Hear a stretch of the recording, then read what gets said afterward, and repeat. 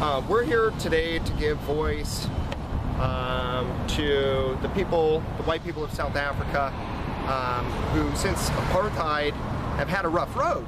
And not a lot of people know what's happening to them. South Africa used to be in the news in the 80s and the 70s and the 80s.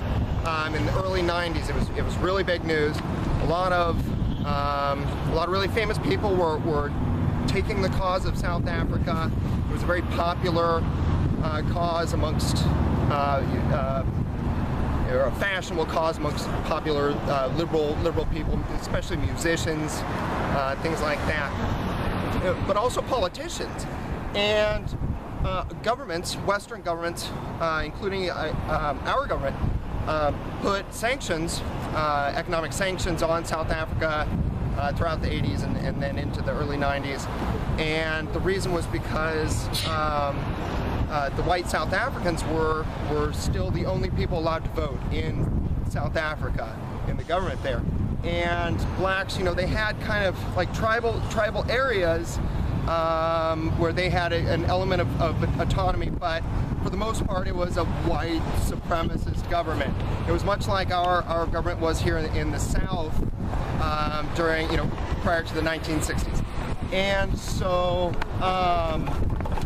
after 1993, after the end of apartheid, everybody was granted the vote. The majority of white people elected to enable everyone to have the vote.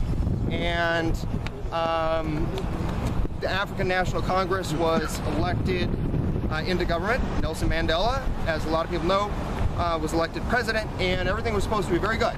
And numerous people talked about, oh, there's going to be a lot of hardship, but eventually things are going to work out. Okay, there were a ton of people.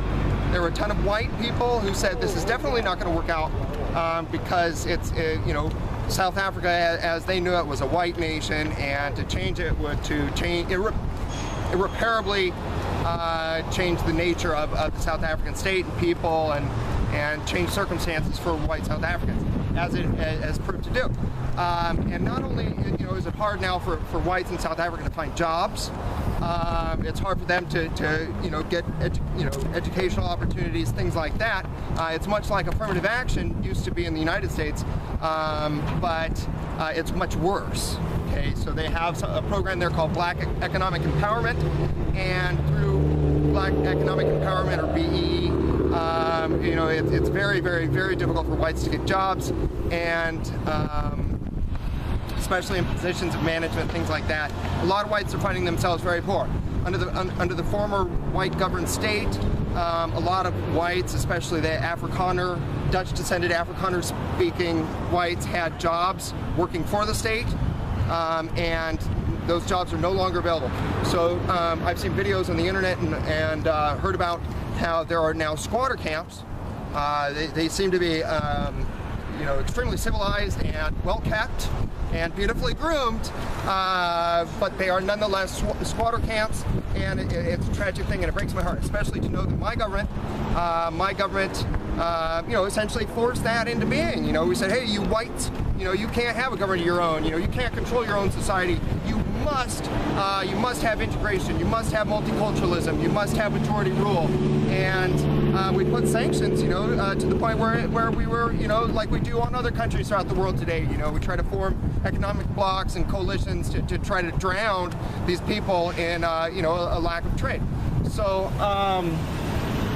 well, we're here today just to talk about it mostly, and we want to especially bring attention to the farming community, the Afrikaans-speaking farming community, the Boer farmers in South Africa.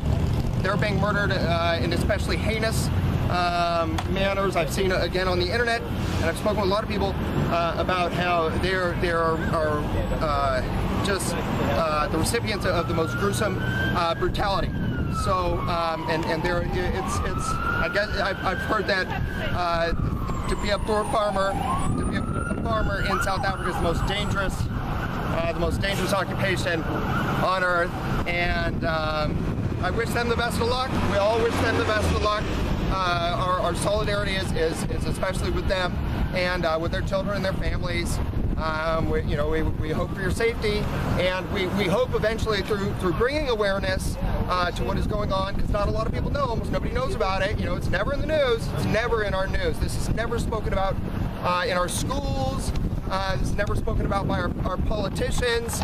This is never spoken about. So, through bringing awareness, hopefully it'll become a popular movement, and we'll be able to legislate the ability for those who want to come here as refugees. But that's probably a long way away. So that's all I have to say. Well, I'm going to say something. You pretty much covered bases, but I'm just going to try to put it in a nutshell. What's happening is pretty much the same thing that happened in Germany. People are taking jobs, and people aren't happy with it. You know what I mean? White people are dying, and if you don't care about that, I don't know what's wrong with you. You know what I mean? If you're a white man and you know that white people are dying out there, stand for it, man. Do something. Don't just sit on your couch.